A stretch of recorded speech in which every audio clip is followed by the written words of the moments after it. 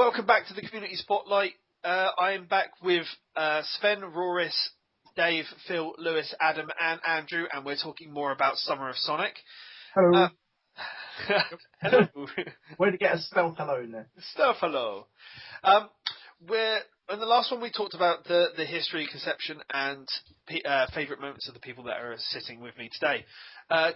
For this one, we will be talking mainly about the guests themselves that we've had in the past and looking forward to this year's one. Now, one thing I want to touch on is, as everybody knows, music is a big part of the Sonic games, and it's always been the strongest part. Musically, as guests, from 2008, you've had TJ Davis and Richard Jakes.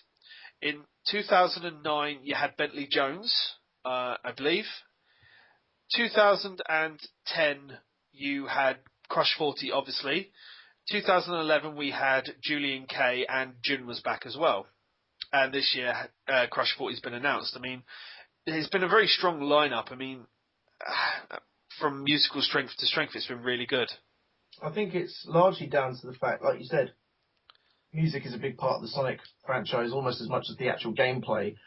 There's a lot of, I mean, even Bentley Jones, when we had him in 2009, he wasn't really that prominent as an artist, and not even in the Sonic franchise. He did a couple of remixes in Shadow, and then he really got big in the fan base for Dreams of an Absolution, but he still rocked the place. People really enjoyed having him. So even this, like, I don't want to belittle people's statuses by saying the smallest, but even the newest artists to the franchise can get a relatively huge response because the music of Sonic really connects with a lot of people. I don't know if anyone else agrees with that. I mean, because that was 2009 was when Sumo were there as well. I mean, is that where Bentley got offered the chance to do the song for the game there, or did that come previously? Bentley Jones did a couple of tracks that were unique to Summer of Sonic, but there was one or two that were kind of born as a result of Summer of Sonic as well.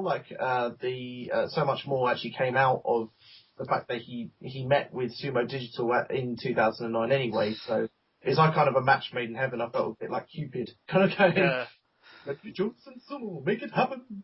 But yeah, he's done a couple of original works as well. But Dreams of an Absolution really came out of that was a composition he made for Sonic 2006. So that was well before the convention really began. So he had a few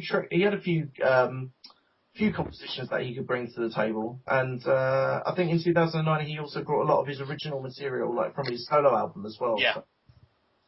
Because he also had his album on sale out there and was doing autographs, so I remember that.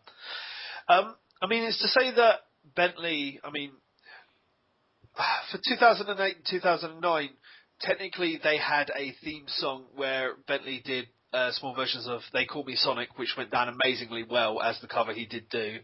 And there was the His World, Blue World prelude. I mean, do you think it was nice to have that sort of a theme, as it were, to SOS? And would you like more, as it were, going forward? Or do you think there's something you don't really need and is a bit gimmicky?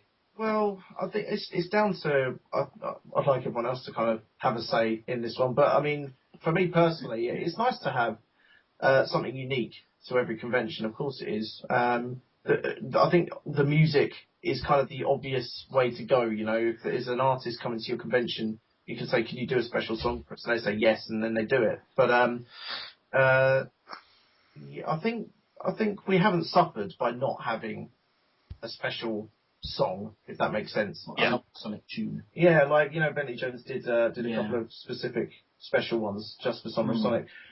It's always nice. We always like it when artists or anyone push the boat out. I mean, it doesn't have to come from the music. I mean, last year we had the Archie comic artist and the Sonic the comic artist, and they did a special landmark Archie Sonic cross battle poster, and that's another example of how you can create something unique and fantastic for the fans to enjoy. I think it's probably better that well, not every year, but you know what I mean. If the artists, whoever they are, happen to do something unique, that they do something unique that's interesting for fans, rather than do this is a special Summer of Sonic thing for you, and rather than focus on this is special for Summer of Sonic. It's not, because Summer of Sonic is really is just a vessel for other things to occur within. So if every artist we had, say every year, Jim went, oh, I make you a Summer of Sonic theme, and then this year I make you a Summer of Sonic theme every year, then it would get quite bland because it wouldn't be as meaningful. Yeah. Yes. Because, and also it's focusing on focusing on the fans getting something. How about anyone else alive? Yeah. I think so. Come on. Hello. Yeah. Hello? No, it's good. I mean, what do other people think? I mean, musically, the guests have been amazing from year to year, and it's gone from strength to strength. So, I kind of had this sort of sort of a realization last year when we had Julian K playing, and I mean, I got Julian K in, and I think some people enjoyed the gig. I think some people wanted to hear the Sonic songs, and we didn't get the Sonic songs. But everyone seemed to enjoy the gig either way, which I thought was great, but it also sort of told me that I think Summer of Sonic's sort of strong enough on its own, and that regardless of whether or not we do a performing artist at Summer Sonic, it's still going to be a success, and people will still want to come, even if there isn't a performing artist. But I think it was good to have Julian K last year, because we've had a sort of we've had a real mix of artists now, from solo artists performing their own stuff all the way through to a full blown concert, really. Yeah, definitely. Anyone else want to weigh in on the subject of musical artists? No. Well, what else is there to say? They've been awesome. Yeah. All right. I kind of have an amusing anecdote about one of the members of Julian K, if anybody's interested. Go ahead. They just finished their performance and they were coming off stage, and I'm not sure which member of the band it was, but there was like a staircase leading up to the staff room, and he comes out, and he's trying to open a window and it won't open. So he takes off pretty much all his clothes there on landing and pours a bottle of water over himself and says, cheers, and then walks back into the staff room. And then Kevin, AAUK, comes up the staircase, notices this great big puddle of water there and somebody's clothes, looks at me, and I just say to him, he needed a shower, and then he walks back down the stairs and goes out the room. One of those things. You gotta love rock stars. Well, to a certain extent. Yeah. So, I mean, one of the other things, I mean, getting away from the guest itself, last year, each year you've had the DJs and they've brought themselves with the music they do on, like, SSR, Radio Sega, because it's always been a mix of the DJs that have played as well. Oh, yeah. Definitely. But, last year, you put it up a bit and you went with Club Sonic, which was the massive sing-along at the end. Club Sonic ended up being much more popular than, again, I thought it was ever going to be. Yeah.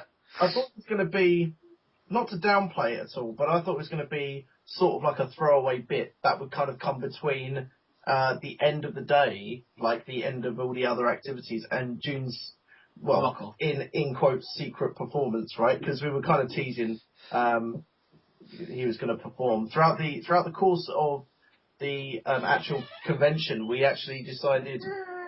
Hello. Throughout the course, might want to edit this bit out.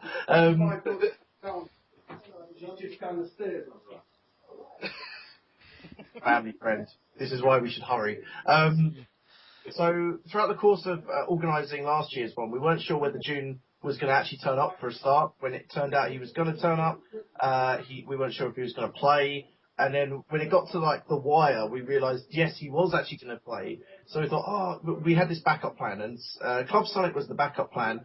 And we were like, okay, we'll do this to keep everyone sweet, and then by the end of it, we'll say, oh, by the way, here's June, and June like rocks the crowd. It turned out to be a sweet idea, but no one could have predicted how much fun everyone was going to have just singing along to the songs. I mean, people do it throughout the whole day anyway, so I thought doing it in a block, like just as a pure block of music for people, how would people react to that? Would that people feel ripped off? I think that's kind of a redundant question, but you always worry, don't you? I mean, it's redundant because, again, the people that go to Summer of Sonic, they realise that it's not about getting not getting fan serviced to the point where they're just getting free stuff all the time. It's more the atmosphere and the collective and being a part of something special with fellow Sonic fans that you may never have met in a normal environment. So I think they just appreciated that, even though on any other level it would have been like really lame. It was fun to dance about the stage a bit, I think. Even though I felt a bit of a weird one for most of it. You normally are anyway. Oh, thanks. Yeah. I think it worked really well because, no offence to the DJs or anything, but I think we'd taken the focus off the music after the first year. Because when we had obviously music playing throughout the year in 2008, everybody was really up for it because obviously it was the first Summer of Sonic, and it was great that the fans were together and they could share experiences and whatnot. And the music was playing and everybody was singing along because it was like the first time that they could do that in that sort of environment. So every year since, the music's kind of become a bit of a back burner like throughout the day because it's just sort of there to fill space. Yeah. Whereas that Club Sonic segment actually brought what worked originally back, sort of thing. It gave it a segment where people could enjoy it and sing along, and that's why I really enjoyed that segment. I think it's good. I mean, from a personal standpoint, when I first went to my first SOS at 09 and I met Elson and everybody else outside the front, one of the first things we did was we started singing. Just Sonic songs, just put on the iPod and sing, and obviously Elson being Elson recorded it. And I mean, I think it's one of those things, again, that brings a lot of people together, is just standing there and just singing away to music that everybody knows and can relate to. It was almost like having a Sonic the Hedgehog nightclub moment, though, wasn't it? It's like going into a nightclub and just going, yeah, let's put on some Sonic tunes. And you would never do that in a real environment, but somehow that's what Club Sonic ended up sort of feeling like. It was like, yes, we just wanted to go in a nightclub and just bosh on Sonic music. Never happened. The DJ would just look at me and go, who the hell are you? Get out of my club. But all of a sudden we had a moment where we had a live DJ going, yeah, it's all Sonic. You're like, yeah, it's all Sonic. Have a massive nerd off in the middle of this floor, and everyone's on the same page. There's no one sitting there going, oh, how stupid. Everyone's sitting there going, yeah, it's Sonic time. I think with that Club Sonic as well, a lot of people, and I was one of them, thought that would sort of be, when that started, the bulk of the crowd would sort of start to migrate home at that point, and then obviously the Jun playing at the end was going to be like a reward for those that had stuck around till the end. What was amazing is people started to leave, and then when the music was playing, they were coming back in.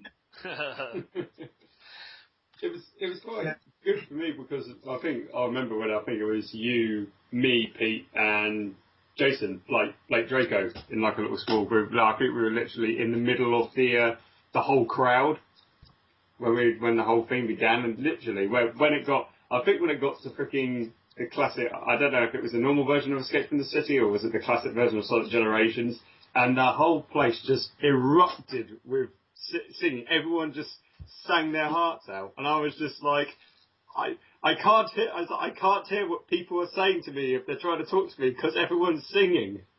It was that loud and that amazing. It was funny because the original plan for Summer Sonic, the original plan for Club Sonic was for me to kind of MC for the first 5 minutes to get the crowd going, and then I'd just sod off for the rest of the hour or so and let people just get involved. Unfortunately, what happened was I got caught up with something with June backstage, and I think he was talking about what he wanted to arrange for his set and also kind of do some sound checks. And while he was doing that, I got caught up in stuff, and then I missed the opening of the Club Sonics because Mark, who did the live DJing that night, just began without me. So I kind of caught up, and I went up to Mark, and I was on the decks. So we just kicked off. And he went, yeah. So I went, oh, fine, seems legit. Then after a while, he looked at me and went, are you not going to MC then? I was like, what? He goes, you're supposed to be MCing, aren't you? I was like, no, the plan was for me to do the beginning and then go away and shy into a corner and pretend and go in a corner and go to the position and go, why did I do that? Why did I embarrass myself? And he's like, no, get up there. I'm like, what's it worth? It's like, I'll give you a beer afterwards. All right. So I get up, and yeah, it's not embarrassing when you know that everyone in front of you is on the same page, like Rory said. It's great. And the funniest thing gives you about the confidence to go up and give them more, if anything, because you know they're enjoying it. Yeah, and going on what Andrew said about Escape from the City, obviously we're talking to June about what songs to include with Crush 40 and all the rest of it, which we are not revealing, but he did say to me, like on the back of last year's performance, on his solo performance, he said, people really love Escape from the City, don't they? I said, yes they do, June, yes they do. I mean, he really was gobsmacked. He thought that he didn't think that would have been the most popular Sonic song. So going by what Andrew said, like, obviously, people just roaring to the tune of Escape from the City, it really knocked June for 6 as well when he started playing it, just everyone chanting the song. And the best thing as well, I'm a bit lame, sometimes I go back on YouTube and watch people's recordings of the event and stuff. It makes me well up a bit, because just the amount of fun that people are having, and that particular performance, one of them was just before June transitioned from, I think Green Hill Zone to Escape from the City, and people were cheering in the crowd, and then as he's playing Escape from the City, people will go, "Way!" and you hear this girl to the side shouting, oh my god, am I dreaming? And I'm just like, oh my god, that's awesome. Just like to hear that reaction right there, euphoric in the moment. Yeah, Escape from the City is a good song. I think it's not too far off to say that I think Escape from the City is the best Sonic related non-Crush 40 song. I don't know about that. Yeah. Robotics Tea Party does. Good call. I've asked June if you can perform it. I don't mind doing the vocals. Of course you won't. Let's move on to the other guests, because, I mean, another staple that's generally been each year has been the Nigels, obviously, that have done the Sonic the Comic, and they've Love the Nigels. Yeah, the Nigels. They've come back pretty much every year, and as you mentioned, they did a cross joint thing with the Archie guys who came over last year as well. Mm-hmm. Tracy Yardley, wasn't it? Tracy Yardley, who's one of the artists, and Ian Flynn, who's the editor and writer. But yes, they've come back every year, and they're loved. They are beloved by the people that turn up, aren't they? Absolutely. I think they're always surprised. Because, most people, like, even Jun has always said that he's surprised that, people recognise him so much with the music. And I think it's the same with the comic artists to a degree. I think they're always surprised that in a franchise that is so centred around video gaming, which is a much more video-based medium than anything, the comics and the people behind the comics are as well known to a lot of fans. There's very few people that come in and go, who's Nigel? If most people come in and go, oh my god, it's Nigel. And Nigel. And, you'd be hard pushed to find, at least in that crowd, and bearing in mind it's a crowd of nearly 1,000, that's quite a lot of people in a small area who all pretty much know who they are. It's funny because you think that, like comics, when everyone's focusing on, music being a big part of the franchise, and the games obviously being a big part of the franchise. Well, because they're directly connected. You'd imagine those cues for, say, the latest Sonic game, they would draw the biggest cues, or the performance for June or Crush 40, they draw the biggest cues. But one of the biggest cues we always see year in, year out, is consistently at least, is at the comics desk, because even last year, like the two Nigels and with the additional strength of Ian and Tracy, you couldn't move. You couldn't move in that area. There were so many people like swamping them. They loved everything they did, and I think a big part of it is something I think was touched upon earlier, where we talked about maybe not in this particular interview, but in other where we talked about Summer of Sonic in the past, where people have grown up loving Sonic, and so you've not only got the kids who obviously Sonic's still obviously very heavily targeted towards, but you've got the adults. You've got teenagers who grew up with Sonic Adventure, and now you've got the adults who are in their late 20s, early 30s, maybe even late 30s. Well, bear in mind, it's 25 years, 26 years this year. Yeah, exactly. You grew up in the Mega Drive games. but you also get those guys who are that age that have brought their kids along, and it's kind of more of a family thing. So you see all of these people who've grown up with the comic, and you might look at someone and go, you know, that's a bit. Why would you know someone who does love the Flickplay comics? Something about their nice stuff. I think we've got some really great. We picked two of the really. I would love to have all the Flickplay staff and team at Summer of Sonic every year. But I think if you had to pick two, I think we picked two of the greatest. Yeah. Because obviously Nigel Kitching, obviously known for pretty much creating the entire backstory of Sonic comics. And and Tales comics, and various others. So I would personally love to have Richard Elson. He was my definitely favourite comic artist from the series. We've asked, let's put it that way, but no avail this time. But he's a person on my wish list personally. But, it would be nice to see all the artists. I mean, it's going to be pretty impossible to get every artist that was ever involved. But I mean, a nice thing that we have has been, I mean, was it the Sonic the Comic Online, which is obviously taken over from the Fleetway stuff, which is trying to continue on the continuum. And obviously they stay quite close to the Nigels at the events as well, don't they? Yeah, they do.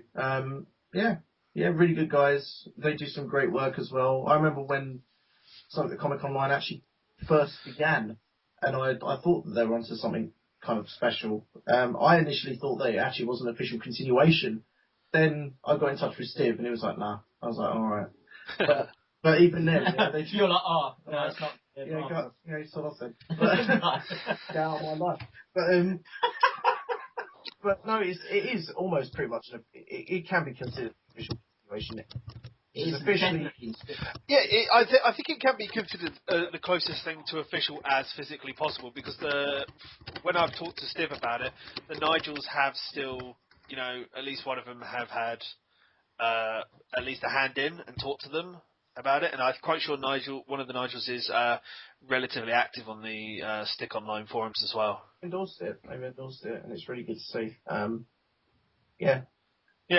Really good. Basically, I love those guys, seriously. And every year I think they're overwhelmed. I think mostly as well, from their point of view, Sonic was, I wouldn't say a side project, and I don't want to speak for them, but I think that Fleetway was also involved with 2000 AD, which yes, the two Nigels were obviously involved with, along with other projects. And I think Sonic the Comic was one out of many publications that they were involved in.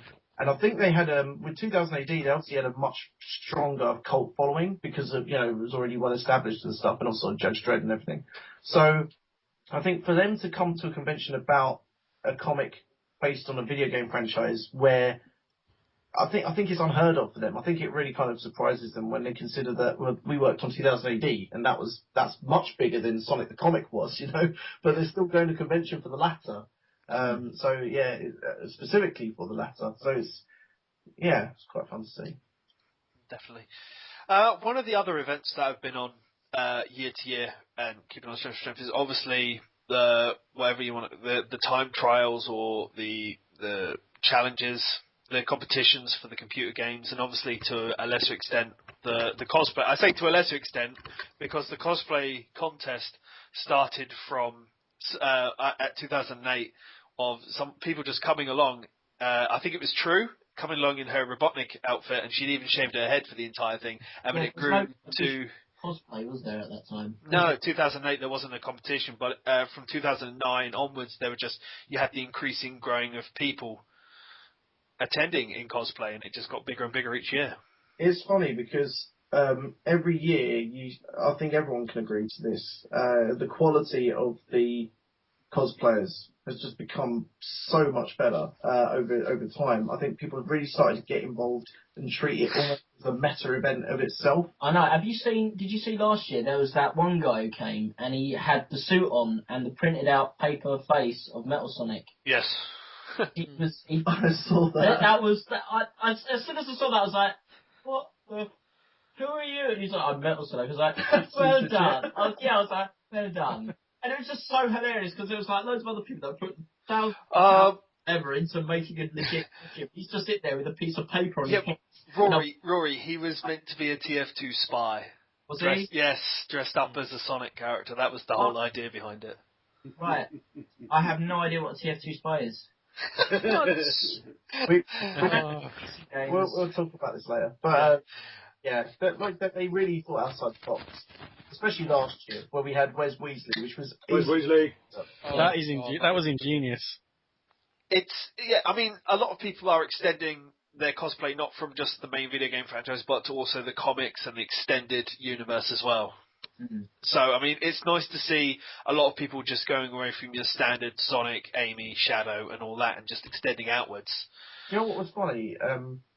Rory and I hosted the cosplay contest in 2009, the first of official one. Yeah. And we had that cosplayer who was basically cosplaying as someone from, I think it was either Naruto or Space Channel 5. Oh yeah, something like that. Oh, the guy is the ghost. That was a ghost or something, and it was when I really tried hard to try and understand because I thought I knew everything about Sonic, and here comes this guy, and I'm like, so who are you then? And he's like, I'm Ghost or something. I'm like, yeah, all right, I don't understand, I don't know, but so I was just like, oh, cheer. So I just basically just flagged it, but then I found out afterwards, someone explained to me that it was some kind of 6 degrees of separation stuff where it was because the person who voiced that character in Japanese was the same person who voiced. Yeah. And I was just like, that might be a bit too niche. Yeah, just a little bit. But I did enjoy it. I did enjoy Trudy's Robotnik in the first year, and I really enjoyed Wes Weasley last year, and also the Gun Soldier last year. Yes. I really enjoyed Donna's Sally Acorn in 2010. I was like, that was amazing. Oh, yeah, that was good. Seriously. I think there have been a lot of outfits that have gone that are really, really good that unfortunately haven't won and have been beaten by, unfortunately, repeat artists. I mean, it's just the way the crowd goes with it, unfortunately. But that's one of the things that become, slightly a thing. Because I think it really should have come down to the Sally Acorn and Big the Cat of 2010, but that's a personal preference. But then you always have that costume was amazing. No matter how we did it, we thought the best, more Exactly. to judge by the fan reaction. Yeah, exactly. And unfortunately, that's the way it goes. And I mean, I'm looking forward to seeing what people come up with this year. It's going to be really fun. As a repeat offender, I am in love with Ewan Kennedy, who every year comes as Eggman, and He didn't stop, did he? No. He actually won it the other year. yeah, and then he came last year as Neighbour Eggman, Yeah. and it was just like he's going, I'll change my costume. No, you've just become. You haven't really, have No, you? but also it's just like I'd actually, if I could do something on stage that was Eggman related, I would have him on stage. He would become like an unofficial Eggman face because. But do you remember what happened after SOS 10 when he won? And people got pictures of his face because obviously it came down to the where it was interviewed for the finest of what would you do, and he was just, I would proclaim the summer of Eggman, and there were just pictures and banners of just summer of Eggman 2011 popping up the next day. I think I've got one. It's a brilliant picture. He did make a good. He did have a good gurn on him, didn't he? Yeah, he can do the sort of gurney smile quite well, sort of the cheesy grin. Yes. And he looks good bald. One of the last things I want to wrap up with regarding to guests before we wrap this episode up is last year there was a surprise turn up, wasn't there? We had Mike Pollock arrive, which was quite a shock to quite a few people. He turned up as we have no idea how he got here. Yeah. No. Yeah, very, very, very unofficial in every single possible way. In fact, we didn't know how he got there. It had nothing to do with us. No. Turned up as a normal visitor as everyone else did. Yep, he was there. He came just to view the magic, I think. Just there to see the magic. Yep. And for us to sell his book. Yeah. He was there. Well, he was there, yeah. But that's just sheer coincidence. Yeah. He actually came because he wanted to go to the pub opposite, but it was closed, so he came to Summer of Sonic instead. But It's funny because Mike has always been such a vocal supporter of Summer of Sonic, and every year he's been in touch, and he really wants to come. It was really nice to see him last year. If I had my way, He'd have been on stage. he'd been on stage. He'd be everywhere. Everywhere. He'd be everywhere. Just Summer of Mike Pollock. Summer of Pollock. Do you know what I mean? Yeah. So, but yeah, we really just kind of had to. We really had to. Yeah. Maybe soon we can sort something out. Obviously, there are reasons that everybody here knows, but it's not really worth saying why. Oh, But we're not going to say why, but there are reasons why he's not been on stage yet. Yeah. Yeah, and it's sort of trying to find a way of getting him the recognition. Well, not recognition because everyone knows who he is, but sort of getting him where we want him, really. That sounds seedier than I meant it. But I think it's getting him on stage so he can get that applause from the people who know who he is and what he does. In an officially sanctioned way. Yes. I mean, but it was fun. A lot of people, although shocked, were glad to see him, and I'm quite sure he was glad to be there, regardless of what position he was there for. He loved it. Yeah. Loved it. Anyway, we're going to wrap this episode of Community Spotlight with Summer of Sonic, and we will be back tomorrow to talk about some more for you. So, thanks for listening so far, and we'll catch you tomorrow. Bye.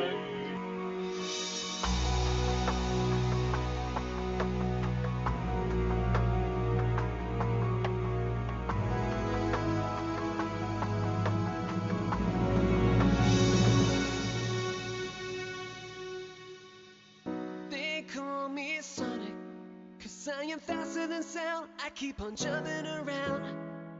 Blue hedgehog Sonic, with incredible speed, I'm moving my feet. They call me Sonic, 'cause I am faster than sound, I keep on jumping around. Blue hedgehog Sonic, with incredible speed, I'm moving my feet.